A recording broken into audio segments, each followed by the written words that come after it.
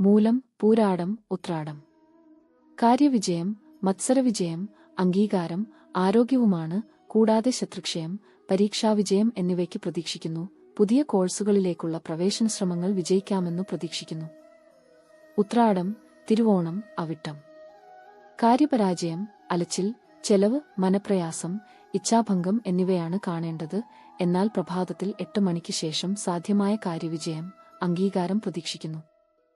അവിട്ടം, ചതയം, പൂരൂരുട്ടാതി.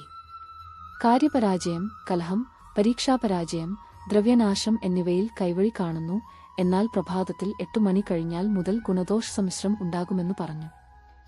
പൂരൂരുട്ടാതി, ഉത്രട്ടാതി, രേവതി. കാര്യവിജയം, മത്സരവിജയം, അംഗീകാരം, ആരോഗ്യം, ശത്രുക്ഷയം എന്നിവയുണ്ട്. എന്നാൽ പ്രഭാതത്തിലാണ് 8 മണിക്ക് ശേഷം കാര്യപരാജയം, ഇച്ഛാഭംഗം, ദ്രവ്യനാശം, മനപ്രയാസം, ധനനഷ്ടം എന്നിവ കാണുന്നുവെന്നു പറയുന്നു.